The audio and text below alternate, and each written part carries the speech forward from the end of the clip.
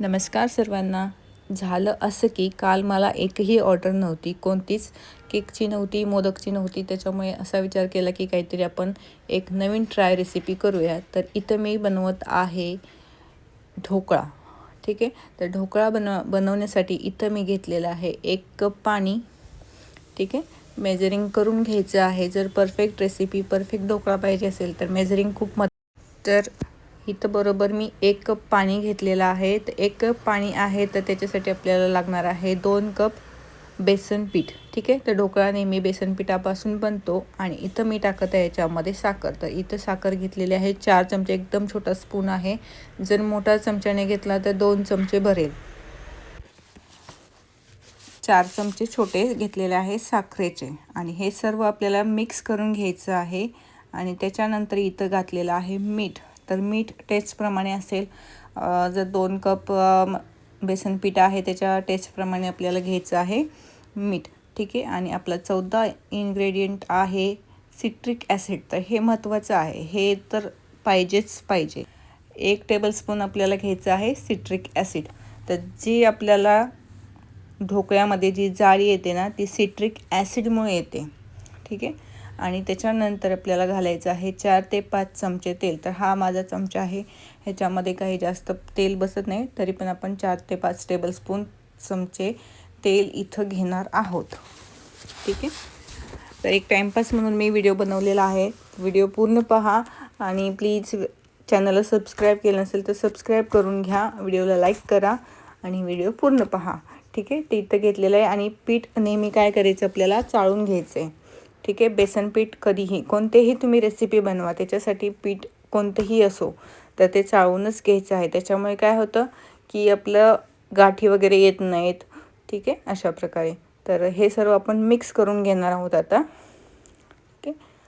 हे मिक्स केल्याच्या नंतर आपल्याला हे जो बॅटर आहे आपला, तो काय करायचं आहे, 10 मिनटं रेस्ट करायला ठेवायचा आहे. त्याच्यामुळे काय होतं, रेस्ट केल्यामुळे त्याच्यामध्ये जे आपलं पीठ असतं ना, बेसन पीठ, ते फुगतं अजून. त्याच्यामुळे आपला जो ढोकळा आहे तो पण जास्त फुलून वरती येतो. आणि ह्याच्यामध्ये कलरसाठी मी थोडंसं टाकत आहे, येलो कलर आहे. हळद टाकली तरी चालेल, बट हळद आणि सोडा ज्यावेळेस एकत्र येतात ना, तर त्यावेळेस थोडासा त्याचा इफेक्ट थोडासा वेगळा येतो. ठीक आहे. तर काय करायचं आहे, त्याच्यामुळे थोडंसं लालसरपणा येतो. कधी पण पाहू शकता आपण भज्यामध्ये वगैरे सोडा टाकला तर त्याचा जो कलर येतो ना, तो थोडा वेगळा येतो. ठीक आहे. आता हे आपण असंच ठेवणार आहे 10 मिनटं रेस्ट करायला. 10 मिनटामध्ये 10 मिनटं रेस्ट कशासाठी, तर बेसन पीठ फुगून वरती येण्यासाठी, म्हणजे फुलून येण्यासाठी. ठीक आहे. तर अशा प्रकारे. आणि जर तुम्ही चॅनलवर नवीन असाल ना, तर सो प्लीज चॅनलला सबस्क्राईब करा, व्हिडिओला लाईक करा. आणि हे झाकून ठेवायचं आहे अशा प्रकारे. ओके. आणि त्याच्यानंतर आपल्याला जो हा आपला टीन आहे तो तयार करायचा आहे. तर टीनला काय करायचे, माझ्याकडे हा स्क्वेअरमध्ये आहे, मी हा स्क्वेअरमध्ये घेतलेला आहे. जर तुमच्याकडे नसेल तर आपण जो घरी यूज करतो टिफिनचा वगैरे स्टीलचा, किंवा जो कुकरमधला स्टीलचा डबा असतो त्याच्यामध्ये बनवायचा आहे. आणि इथं माप घ्यायचं आहे कढईचं आणि टीनचं, बरोबर त्याच्यामध्ये ते बसलं पाहिजे. ठीक आहे. त्याच्यानंतर हे 10 मिनटं रेस्ट करून झाल्याच्यानंतर मेन प्रोसेस आहे ही. ठीक आहे. तर ही मेन प्रोसेस आहे, त्याच्यामुळे इथे नीट लक्ष देऊन पहा. ही जर मिस केली तर तुमचा ढोकळा बिघडू शकतो. त्याच्यामुळे ह्याला मिस करू नका. ठीक आहे. तर इथं घेतलेला आहे मी हा बेकिंग सोडा. तर हा माझा 1/2 टेबलस्पून आहे. तर याने मी हाफ आहे म्हणून 2 वेळा घेते. एक म्हणजेच हाफ म्हणजेच 1 टेबलस्पून. ठीक आहे. तर माझं टेबलस्पूनचं हे जे मेजरमेंट आहे, सगळे मेजरमेंट आहेत माझ्याकडे, बट ज्यावेळेस आपल्याला गरज असते त्यावेळेस ते भेटत नाहीत. आणि ह्याला आता आपल्याला करायचं आहे ॲक्टिव्ह. तर सोड्यामध्ये थोडंसं पाणी टाकायचं आहे आणि लगेच हे मिक्स करायचं आहे मिश्रण. त्याच्यामुळे काय होतं, आपला जो बॅटर आहे ना, तो लगेच फुलायला, त्याच्यात लगेच जाळी तयार व्हायला सुरुवात होते. पाहू शकता इथे तुम्ही, लगेच त्याला ॲक्टिव्ह होतो सोडा. आणि लगेच ॲक्टिव्ह झाला की लगेच तो टीनमध्ये ट्रान्सफर करायचा आहे. पण त्याच्या आधी काय करायचं आहे, पाणी आपल्याला उकळायला ठेवायचं आहे. ठीक आहे. तर ही मेन गोष्टी आहेत ह्याच्यामध्ये, जर ह्या तुम्ही जर नाही केल्या तर तुमचा ढोकळा फुगणार नाही, त्याच्यामध्ये व्यवस्थित जाळी येणार नाही. आता हे पाहू शकता कसं एकदम परफेक्ट बॅटर आपल्याला झालेलं आहे. आणि ह्याला लगेच 2 वेळा टॅप करायचं, जास्त वेळा टॅप करायचं नाही आहे, हे मात्र विसरू नका. तर जास्त टॅप केलं तर जेवढे आपल्याच्यामध्ये जे बबल्स तयार होतात ना ते सगळे निघून जातात. तर मी इथं अगोदर 10 मिनटं अगोदर पाणी उकळायला ठेवलेलं आहे आणि ढोकळा शिजायला आपल्याला जवळजवळ 30 ते 35 मिनटं लागतात. त्याच्या अंदाजाने कढईमध्ये पाणी पण ठेवायचं आहे. जरी आपल्याला ढोकळा ना मीडियम गॅसवरती, एकदम लो गॅसवरती बेक करायचं आहे किंवा स्टीम करायचं आहे, तरीही आपल्याला त्याच्यामध्ये पाण्याचं प्रमाण जास्त ठेवायचं आहे आणि पाणी उकळून घ्यायचं आहे. उकळून म्हणजे ज्यावेळेस आपण सोडा टाकतो त्याच्या आधी 10 मिनटं आधी 5 मिनटं आधी पाणी उकळायला लावायचं आहे गॅसवरती. आणि इथं त्याच्यानंतर जो बॅटर राहिला होता ना त्याचा मी प्लेटमध्ये थोडंसं लावलेला होता, कारण जर जास्तच त्या टीनमध्ये घातला असता तर तो ओव्हरफ्लो होण्याची शक्यता होती. त्याच्यामुळे याला मी साईडला ठेवलेला आहे आणि प्लेटमध्ये छान असा बेक करून घेतलेला आहे. ठीक आहे. आणि पाहू शकता एकदम परफेक्ट असा निघालेला आहे तो पण. ठीक आहे. अशा प्रकारे, कारण तो थोडासा साईडला ठेवला होता आणि बाहेर होता, तर लगेच आपल्याला ती प्रोसेस असते ती लगेच करायची असते. ठीक आहे. तर एकदम छान, खायला पण टेस्टी होता आणि होममेड ढोकळा जसं आपण केक बेक करतो 30 ते 35 मिनटं, तसंच आपल्याला बेक करायचं आहे ढोकळा. ठीक आहे. नंतर अशा प्रकारे चेक करायचं, जर आपला स्पून किंवा नाईफ आपला क्लीन निघला की समजायचं परफेक्ट बेक झाला. आणि लो गॅसवरती बेक करायचं आहे 30 ते 35 मिनटं. त्याच्यानंतर पूर्ण थंड करून घ्यायचा, मगच त्याला आपल्याला डिमोल्ड करायचं आहे. तर आपण त्याच्यावरती जे सिरप असतं ना ते बनवणार आहे. त्याच्यासाठी इथं मी पॅन घेतलेला आहे. पॅनमध्ये आपल्याला तेल टाकायचं आहे. तेल चांगलं कडकडीत गरम होऊ द्यायचं आहे. त्याच्यानंतर आपल्याला त्याच्यामध्ये घालायचे आहे मोहरी 1 चमचा आणि त्याच्यानंतर आपल्याला घालायचं आहे कढीपत्ता, हिरवी मिरची कट केलेली. आणि ज्यावेळेस हे आपण सर्व टाकतो ना तर पटकन आपल्या अंगावर तडतडून सर्व यायला लागतं, तर पटकन असं तो आपलं झाकण असतं त्या झाकणाने झाकून ठेवायचं 2 मिनटं. ठीक आहे. तर हा जो तडका असतो तो मेन असतो. त्याच्यानंतर आपल्याला त्याच्यामध्ये घालायचं आहे पाणी. ठीक आहे. पाणी घालायचं आहे, एक हाफ टेबलस्पून हिंग घालायचं आहे, चवीप्रमाणे मीठ घालायचं आहे.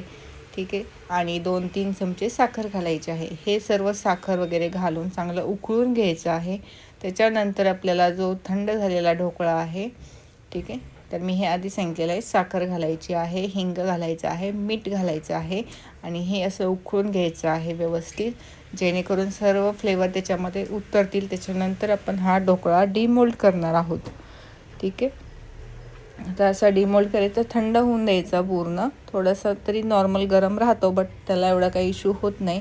तर अशा प्रकारे आपण हा टॅप करायचा वरून आणि त्याला डिमोल्ड करून घ्यायचं आहे.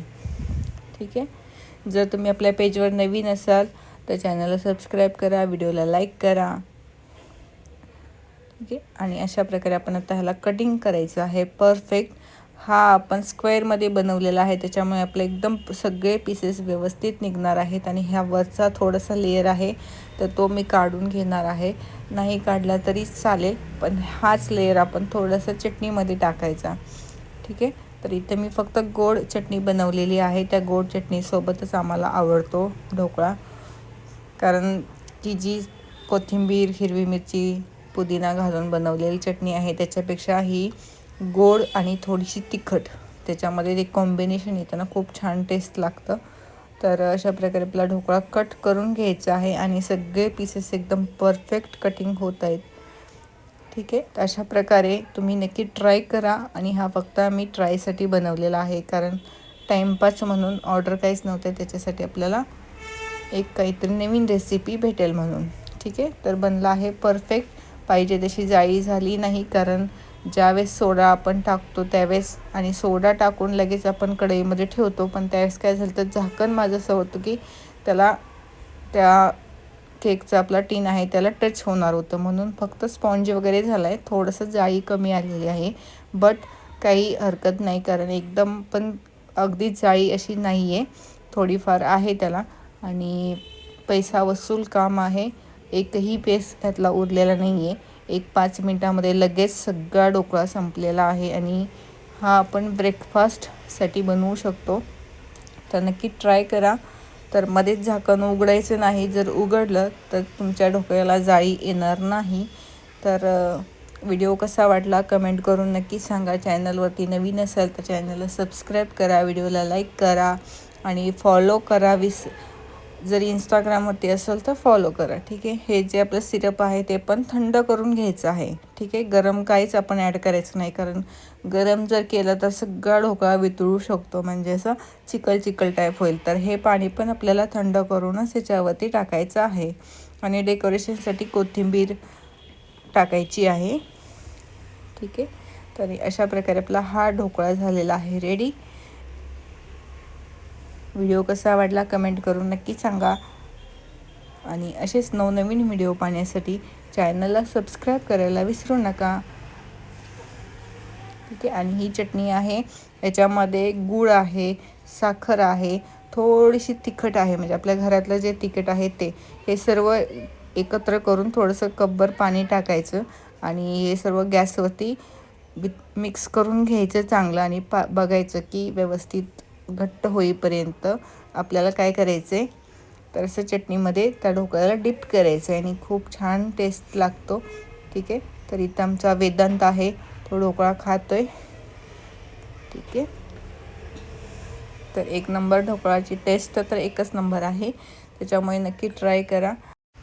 तर अशा प्रकारे आपला हा ढोकळा रेडी झालेला आहे, एकदम ताट भरून आणि 10 मिनटामध्ये लगेच फस्त पण झालेला आहे आणि खूप छान टेस्टी होता. जर बाहेरचं केमिकलचं खाण्यापेक्षा घरी बनवून हेल्दी राहा. आणि व्हिडिओ पूर्ण पहा. जर चॅनलवरती नवीन असेल तर चॅनलला सबस्क्राईब करा. ठीक आहे. तर अशा प्रकारे आपला ठीक आहे, हवं तसं डेकोरेशन करा आणि व्हिडिओ पूर्ण पहा. चॅनलला सबस्क्राईब करा, फॉलो करा. फेसबुकला असेल, इंस्टाग्रामला असेल तर असेच नवनवीन व्हिडिओ पाहण्यासाठी. Thanks for watching. भेटूया आपण नेक्स्ट व्हिडिओमध्ये. See you again. आणि ढोकळा कसा वाटला कमेंट करून नक्की सांगा.